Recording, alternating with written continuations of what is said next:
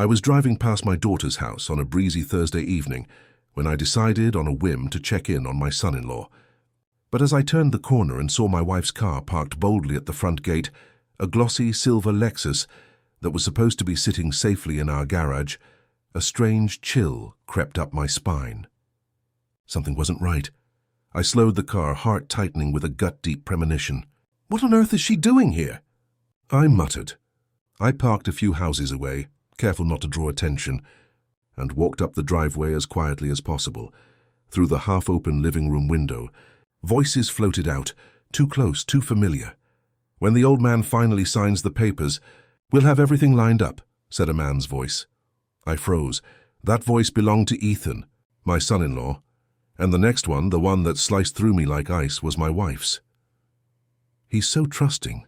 Ethan, he'll never see it coming. For a long moment I couldn't breathe. I'd called my daughter Claire just 10 minutes earlier.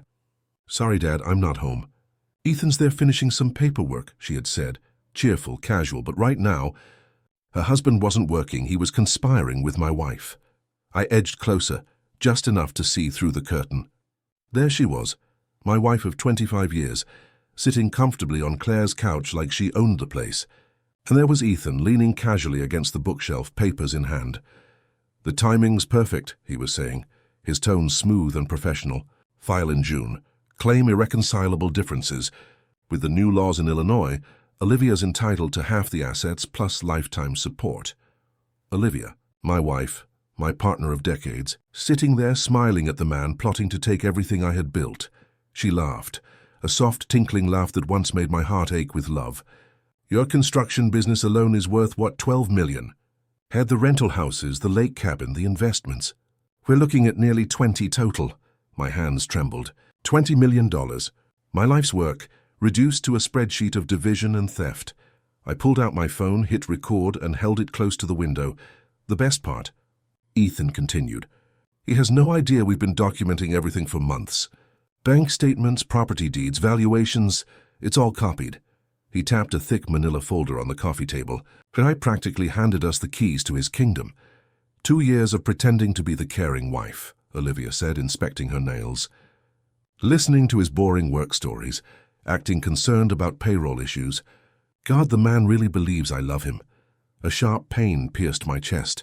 I'd been married to that voice for half my life. Then a sound. A small crack beneath my shoe, I froze. Inside, their voices stopped abruptly. Did you hear that? Olivia whispered. Probably just the neighbor's cat, Ethan replied after a tense pause. They went quiet for a long moment before resuming their conversation. I pressed myself flat against the cold brick, holding my breath until the blood roared in my ears. When I finally crept back to my car 15 minutes later, my hands shook so badly I could barely fit the key in the ignition. I sat there, the engine off, staring through the windshield. 25 years of marriage. A lifetime of trust, and it all shattered in a single evening. The folder on that coffee table haunted me, the evidence of months of secret meetings, planning, and betrayal. While I'd been working 16-hour days building a future for us, they'd been plotting how to dismantle it piece by piece. I gripped the steering wheel tightly, my knuckles white. The same hands that had built a company from scratch, paid off our home, and walked Olivia down the aisle at our daughter's wedding. Those hands now trembled with fury. Her voice echoed in my memory. God, the man actually believes I love him. The worst part. Until 30 minutes ago, I did. The front door swung open just as I reached for the ignition. Olivia stepped out first, designer bag swinging. That cool, composed look she wore for charity luncheons still plastered on her face. Ethan followed, straightening his tie with the easy confidence of a man too sure of himself. They both spotted me at the same time. Noah? Olivia's voice jumped half an octave. What are you doing here? I swallowed the heat in my throat and forced a calm smile. Had a sight check nearby, I lied, climbing out of my sedan. Thought I'd stop in and see Claire. She's not here, Ethan cut in smoothly, moving a little closer to Olivia. His pale eyes studied me like I was a deposition. We were going over some client materials. Olivia nodded too quickly. Yes, legal documents. For one of Ethan's cases. How many little lies like that had I swallowed over the years? Oh? I kept my tone light, casual. I thought you said you'd be at the office until 6, Liv. Weren't you finalizing the Rutherford bid this morning? A flicker, barely a beat, crossed her face. Headache, she said. I left early. Sorry to hear that, I turned to Ethan, forcing a neighborly grin. Interesting case. Asset division, he said before catching himself. For a divorce client. Very complex. The irony might have been funny on a different planet. Olivia's smile felt painted on. How long have you been here, Noah? Just pulled up, I said, slipping my phone back into my pocket, screen up so they could see it. Ethan's gaze paused on it a fraction longer than normal. Well, he said, hand settling at the small of her back like it belonged there. We were just finishing. Good timing, I replied, opening my car door, then pretending to remember something. Oh, Dr. Lawson's office called. Something about rescheduling your physical next week. Conflicted with your work calendar. For the briefest instant, her expression went blank. Then she recovered. Probably a mix-up. I'll call them. These things happen, I said. See you at home. I backed out slowly, catching them in my rear view. They stayed frozen until I turned the corner, then leaned in close, heads bent together, urgency in every line of their bodies. We were in a three-person standoff now. They suspected I'd heard something. I knew they were planning to gut me. And all of us were pretending life was normal. They didn't know about the recording. 43 minutes of crisp, unbroken audio. By the time I pulled into our circular drive, the shock had drained away, and something colder had taken its place. The house rose up from the lawn I paid others to manicure, a home I'd built with my own hands in 1996. Every board, every nail had been written to Olivia like a love letter. I stepped into a silence that suddenly felt hollow. The wedding photo on the mantel drew me like a magnet. December 12th, 1998. Olivia radiant in ivory, me stiff in a tux, both of us glowing with a joy I had never once questioned. She'd been 24, a receptionist at a downtown firm. I was 38, finally turning real profit after a decade of ramen dinners and sunburned job sites. I could still hear her voice from our first date at an old brick bistro on Monroe Street. You're not just building structures, Noah, you're building homes. I had believed her. I'd built an entire life on that sentence. On the kitchen table lay our 25th anniversary card from last winter. To my amazing husband, thank you for making my dreams come true. Here's to 25 more. I touched the ink with my thumb. It felt like a prop now. Down the hall, the shelves I'd built during Claire's pregnancy held framed moments that once defined me. The day she was born, her first recital, her college graduation. Olivia had curated those years with ruthless attention. Perfect parties, perfect photos, perfect captions. When had gratitude turned into entitlement? When had thank you become we deserve more? I sank into the leather chair Olivia always said didn't match the living room and let the memories parade by. Our Alaska cruise at 10 years. The lake cabin I renovated with my own crew on weekends. The ridiculous Christmas displays she orchestrated like Broadway sets. Somewhere along the way, love had become performance. I just hadn't seen the curtain. I opened the voice memo again and scrubbed to Ethan's line. We've been documenting his assets for months. Then Olivia's quiet, lethal chuckle. 2 years of playing the devoted wife. The timeline clicked into place with ruthless clarity. 2021. That spring, my company landed the Crestview Civic Center contract. $50 million over 3 years, the largest project we'd ever taken. I came home expecting champagne. Olivia had a real estate magazine and a calculator. This means we can finally buy the place on Hawthorne Lane, she'd said, eyes still on the numbers. They're asking 4.1. Pool, circular drive, guest house, no congratulations. No, I'm proud of you. Just acquisitions, lists, upgrades. By the next year it was country club dues, Aspen winters, another new car because the trim level felt cheap. Dinners turned into status briefings about what other wives were getting.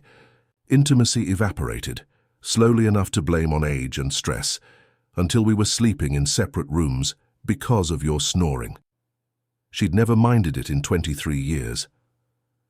After Claire's wedding last fall, Olivia developed a sudden fascination with family law, questions about spousal rights, property division, for a friend, phone calls at odd hours labeled book club or committee work.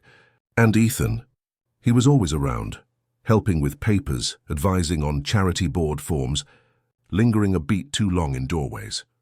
The truth was devastating and simple. They had been running reconnaissance while I was laying brick. But Olivia had misjudged me. I wasn't just a man who poured foundations. I was a man who understood them. I headed for my office. The built-ins held 30-plus years of records, contracts, partnership agreements, deeds, tax returns. The files Olivia thought were the prize. They weren't. I scrolled my contacts until I found the number I needed. Marcus Voss, my accountant and the only person who knew about the perfectly legal asset protections I'd set up years ago for tax optimization. A call I hadn't placed in too long. When the line clicked, I didn't bother with pleasantries. "Marcus," I said, steady and clear, "I need to review everything. Holdings, trusts, lines of access, contingencies, today." I ended the call, opened a fresh legal pad, and drew 4 columns across the top. Assets, weaknesses, timeline, leverage. If they wanted a game, we'd play the real one. 3 days later, my home office looked like a command center. 2 laptops hummed side by side on the mahogany desk I'd built myself 15 years ago. Piles of notes, printed statements, and spreadsheets covered every inch of the surface. Every column on my yellow legal pad, assets, weaknesses, timeline, leverage, was filling up fast. The first thing Marcus and I uncovered was simple but devastating for them. The accounts Olivia thought she'd mapped were just surface assets, the ones I let her see. The real holdings, 3 trust funds, 2 offshore accounts, and a long-term investment pool, were all legally insulated. Transparent enough for tax auditors, invisible to casual snoops. Olivia's so-called documentation was a decoy. While I worked, I found other traces of their scheme. Olivia's credit card statements showed $46,800 in unexplained transfers. Marcus traced them to a joint savings account in Ethan's name. He'd been draining my money, dressing their betrayal in spa days and designer bags. The account name even mocked me. Legacy Fund, Legacy. My word, my life's word. Marcus exhaled through the phone. "They've been planning this for months." "I know," I said. "Keep digging." By the time we finished, I had a full map of the enemy's terrain. Olivia was greedy. Ethan was sloppy. He had massive debts, law school loans, flashy office rent, a string of unpaid invoices. The man my wife had chosen to conspire with was drowning financially. I almost smiled. Perfect. The next morning, the phone rang again, my daughter's name flashing on the screen. "Hey, sweetheart," I said, steadying my tone. "Dad, can I ask you something?" Claire's voice was cautious. "Is everything okay between you and Mom?" I closed my laptop. "Why do you ask?" "There's been this weird tension. She's been stressed about money, which makes no sense. And Ethan keeps asking strange questions about your company, like how you structure ownership or who controls what. It feels like they're fishing for information." "Fishing?" "They were trying to use my daughter as bait." I forced a chuckle. "Probably just curiosity, kiddo. Your mom always worries about financial security." "Maybe," she said slowly. "But Dad, if something was really wrong, you'd tell me, right?" Her tone cracked something in me. I wanted to protect her from this ugliness, but telling her the truth now would destroy her world. "Of course," I said softly. "Everything's fine. Just work pressure." After we hung up, I sat for a long time staring at the phone. They'd underestimated the wrong man. I wouldn't just defend myself. I dismantled them carefully, piece by piece. The next call came from Sarah Lynn, my accountant for over a decade.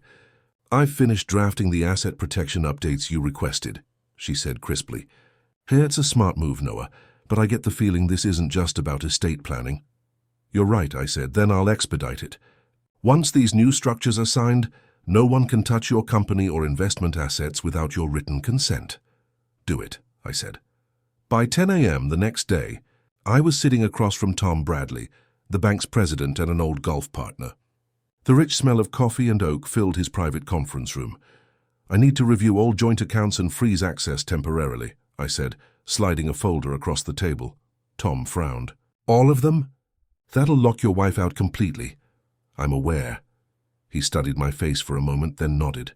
"As soon as you sign, all access will require in-person verification with photo ID. No online or phone transactions." "Perfect," I said. He handed me the forms. By 11:47 a.m., the holds were active. The first alert hit my phone at 12:05. Transaction declined. Restaurant purchase attempt, Riverside Club. At 12:52, Olivia called. Her voice dripped with irritation, barely masking panic. "Noah, something's wrong with our accounts. My card was declined at lunch. The bank says there's a security hold. Do you know anything about this?" I let my tone stay smooth, curious. Security hold. That sounds serious. "Did they say what triggered it?" "Just that access needs identity verification." "I'm sitting here with my friends and can't even pay the bill. It's humiliating." I almost pitied her. "Almost. Don't worry," I said kindly. "I'll talk to Tom, see what's going on." Of course I didn't. Instead, I drove to the job site.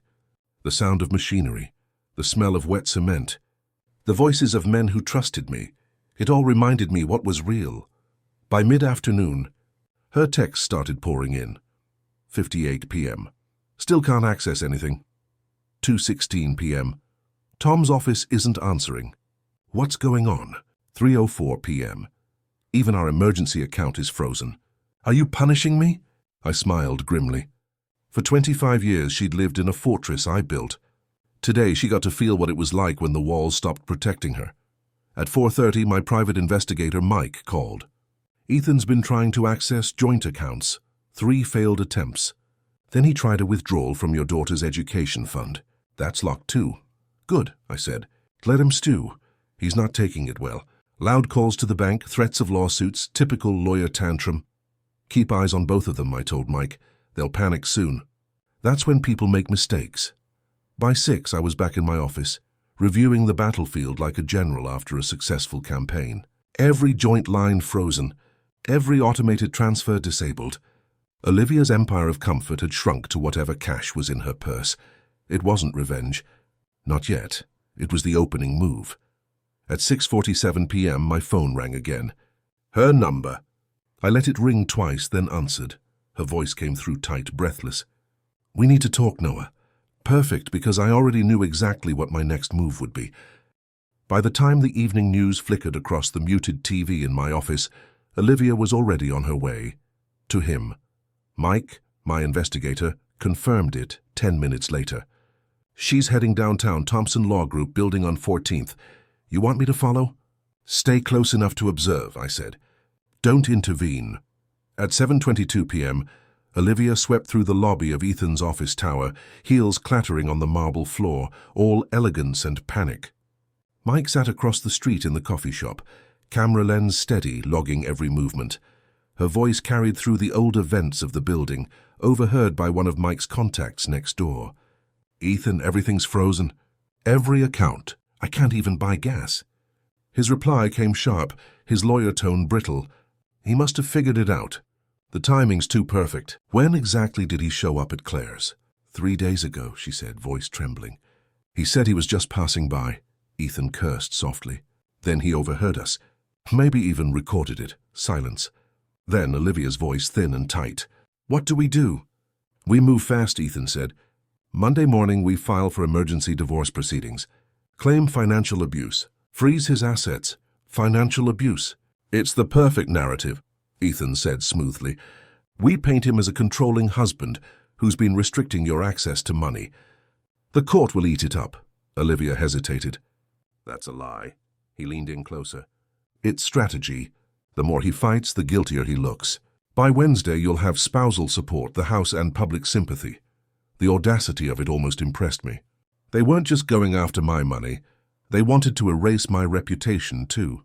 Saturday morning, Olivia met Claire for their usual brunch at Café Luna, the same table they'd always used for mother-daughter talks. But this time Olivia came armed with a script. "Sweetheart," she began, voice soft and trembling, "I think your father's—" "Not well," Claire paused mid-sip. "What do you mean?" "He's been controlling, paranoid. He froze all our accounts, claims it's for security, but I think he's trying to punish me." Claire set her cup down carefully. "Punish you for what?" Olivia's eyes darted away. "For questioning our marriage. Maybe he thinks I'm planning to leave him." My daughter leaned back, her tone shifting, calm, clinical. "Mom, are you saying Dad's being abusive, or that he's protecting assets because of something you did?" Olivia blinked. I'm scared, that's all." Claire's silence spoke volumes. "Mom," she said finally, "you're asking me to take sides. That's not fair. I'm asking you to see what's happening." "What I see," Claire replied evenly, "is that you're hiding something." Olivia left that cafe 20 minutes later, her plan in tatters. She'd underestimated her own daughter, the same one whose psychology degree she'd tried to weaponize. That afternoon, while Olivia was licking her wounds, I got the call I'd been waiting for. Jim Morrison, an old business partner, his tone low but eager. "Noah, you might want to know. Ethan Thompson's in trouble with the state bar." Word spreading, I sat forward. "What kind of trouble?" "Client trust funds. 3 contractors filed complaints. He's been sitting on payments for months." "How much?" "About 23 grand total. Perfect symmetry." The exact figure Marcus had traced from Olivia's transfers. I made a few calls. Within hours, I had detailed statements from every unpaid subcontractor. Ethan had pocketed their money to cover his rent and debt. I filed a formal complaint with the Bar Association that afternoon, complete with witness lists and transaction evidence. At 4:42 p.m., Mike texted, "Thompson just left his office carrying boxes." "Looks rattled. Let him run," I texted back. "He'll head straight to Olivia." And he did. By sunset, my 2 traitors were huddled in his apartment, their whispered panic echoing through walls thinner than they realized. The hunter had become the hunted. 2 days later, Claire walked into my office, her face pale but determined. "Dad," she said quietly, "we need to talk about Mom." I motioned her to sit. She came to me again. "Tried to make me write a professional statement. Said you were manipulative, controlling. She wanted to use my credentials to back her up." I kept my voice calm. "What did you say?"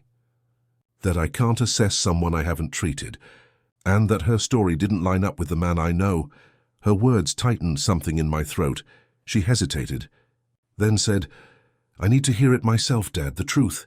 I opened my phone, pressed play for 43 minutes. Olivia's voice filled the room, cold, calculated, cruel. Ethan's smooth legal tones, their laughter about the old fool and playing the devoted wife. When it ended, Claire sat very still. Then she whispered, "You've known for a week." I nodded. She drew a deep breath. "Mom asked me to evaluate you as abusive. She tried to turn my degree into ammunition. But I'm done being used." "What will you do?" I asked quietly. "I'm divorcing him," she said. "And I'm done covering for her." Then she added something that almost broke me. "I choose truth, Dad, even if it costs me everything." As she walked out, I saw the same quiet steel that had built my company, the same patience, the same resolve. Maybe, I thought, the foundation I'd laid hadn't been for nothing after all. That night, Claire went home to confront Ethan. He was on the couch, whiskey glass in hand. When she opened the door, "We need to talk," she said. He didn't look up. Rough day. "The Barrett deposition got postponed. I know about the recording." He froze. The lawyer mask slipped instantly. "What recording?" "The one where you and my mother plotted to destroy my father," she said evenly. I heard every word. The silence that followed was longer than any courtroom pause Ethan had ever faced. Then he whispered, "How much do you know?" "Enough," she said. "To end this marriage." By Sunday afternoon, Olivia's downfall was public. Country club friends avoided her table. Calls went unanswered. The whispers spread faster than fire on dry grass. Embezzlement, betrayal, recording, lies. Meanwhile, I played my role quietly, sharing the truth with calm precision wherever it mattered. With Tom Bradley at the bank, with business partners at the Chamber of Commerce. Never gossip, just facts, spoken like a man reluctantly acknowledging a painful truth. By nightfall, Olivia's social circle had vanished. Ethan's firm had suspended him pending investigation, and I, finally, slept soundly for the first time in weeks. But the war wasn't over yet. Their final, desperate move was still coming. Monday morning dawned grey and cold, fitting for what was coming. At 8:15 sharp, Olivia walked into the offices of Hawthorne and Drake, one of the most aggressive divorce firms in the city. Her hair was tied back, her makeup subdued, her costume as a wronged wife. Across the conference table, Linda Hawthorne herself adjusted her glasses, flipping through the case file Olivia had prepared. "I've reviewed your petition," Linda said. Her tone was cautious, detached. "You're alleging financial abuse, intimidation, and emotional control spanning several years. I'll need specific examples." Olivia hesitated. "He's been restricting my access to our accounts, monitoring spending, making threats." Linda looked up. "Threats of what kind?" financial ones. That I'd be left with nothing if I ever tried to leave. Linda tapped her pen thoughtfully. Any witnesses? Texts, emails, recorded incidents of physical or verbal abuse. Olivia's throat worked. No, but it's there in his behavior. Mrs. Cole, Linda said patiently, financial abuse claims are serious. Judges require evidence, receipts, statements, patterns of coercion. Right now I see a husband protecting shared assets after discovering irregular transfers. Olivia's mask slipped. Irregular transfers? He's twisting this to make me look guilty. Linda's gaze sharpened. Were there transfers? The silence was answer enough. I'll represent you if you want, Linda said finally, but I can't promise the court will see you as a victim. From what I'm reading, it may look like your husband acted reasonably. For the first time, Olivia realized the walls were closing in. 10 blocks away, Ethan faced his own reckoning. The State Bar Association didn't waste time. Monday morning, 9:05 a.m., his phone rang. Mr. Thompson, this is the Ethics Committee. We've received new complaints regarding misappropriation of client trust funds. You'll need to provide full records within 48 hours. He forced a chuckle. This must be a misunderstanding. The voice on the other end didn't flinch. We also received documentation from multiple contractors. If the funds aren't reconciled by Thursday, we'll proceed with disciplinary action. Ethan hung up and stared at his reflection in the dark window of his office. The confident attorney who once thought he could outplay everyone was now a man cornered on every front. By Wednesday night, desperation had driven them together again. They met in Ethan's stripped-down office, boxes stacked against the wall, the air heavy with the sour smell of defeat. Olivia sat stiffly across from him, clutching a folder to her chest. We can't give up, she said. We'll lose everything. Everything's already gone, Ethan muttered. Then we fight dirty. He looked up sharply. What do you mean? We claim domestic violence, emotional and financial abuse. If I file for a restraining order, we can freeze his accounts again, force him to respond defensively. Ethan rubbed his temples. Olivia, false allegations are a felony if they catch you lying. You realize that, right? They won't, she insisted. We'll make it about long-term emotional control, not bruises or threats. You'll draft the affidavit. I'll testify. We turn his own calmness against him, make it look like manipulation. Ethan stared at her for a long moment, then exhaled. You really are your husband's match, he said quietly. Just in the opposite direction. They filed the motion Thursday morning. Emergency restraining order hearing, Cole vs. Cole. The courthouse smelled faintly of old wood and coffee. I'd been here dozens of times for business disputes, but never like this. Judge Patricia Hendricks was known for her precision and patience, the kind of woman who could slice through lies without raising her voice. Olivia sat across the aisle, her posture perfectly crafted. Hands folded, eyes downcast, dressed in soft blue. The color of sincerity. Mrs. Cole, Judge Hendricks began, you're alleging financial abuse and intimidation. Please describe the events that led you to fear your husband. Olivia swallowed hard. For months, Your Honor, Noah has been restricting my access to money, monitoring my accounts, making threats about what would happen if I tried to leave. What kind of threats? That I'd be ruined, she said, her voice cracking with practiced emotion. That no one would believe me. Judge Hendricks nodded, jotting notes. Do you have any supporting evidence? Olivia hesitated. Not written, but I... Your Honor, said my attorney, James Morrison, rising calmly. We do. He placed a small device on the table, connected it to the courtroom speaker. Exhibit A, an audio recording of Mrs. Cole and her co-conspirator, attorney Ethan Thompson, discussing this very strategy 6 weeks ago. Olivia's head snapped toward him. What? Play it, the judge said, and there it was again. That poison-laced conversation. When the old man finally signs the papers, we'll have everything lined up. File in June, claim irreconcilable differences. He has no idea we've been documenting his assets for months. Minute after minute, their voices filled the courtroom. Every laugh, every cynical remark, every detail of the plan. Olivia's complexion turned ghostly pale. When it ended, the silence was total. Judge Hendricks folded her hands. Mrs. Cole, do you have an explanation for this? Olivia opened her mouth. Nothing came out. Her lawyer, Linda, leaned over and whispered urgently, then stood. Your Honor, given this new evidence, I must withdraw from representation immediately. Granted, the judge said. Mrs. Cole, your motion for an emergency restraining order is dismissed with prejudice. I am also referring this matter to the District Attorney's Office for perjury review. The gavel struck once, clean and final. I exhaled slowly, the sound like the release of years of pressure. 2 weeks later, it was all over. The divorce settlement left Olivia with exactly what she'd brought into the marriage: nothing. The prenup she'd signed 25 years ago, forgotten in her rush to marry a man who loved her, had come back to save me. Ethan's law license was revoked permanently. The bar found $127,000 in misused client funds. He packed what little he had left and disappeared across state lines. Claire filed for divorce the next day. Her voice was steady as she told me, "I'm building a new practice. Dad, I want to help families spot manipulation before it destroys them." 6 months later, Olivia was working at a department store, folding clothes under the same fluorescent lights she once claimed hurt her complexion. As for me, I kept the company, the house, and the one thing they never counted on: my peace. The home feels quieter now. Not empty, just honest. No rehearsed laughter. No false tenderness. Just the sound of rain tapping against the windows. I installed myself. Olivia was right about one thing all those years ago. I did believe she loved me. Now I understand the difference between love and performance. If you enjoyed this story, please like, subscribe, and share your thoughts below.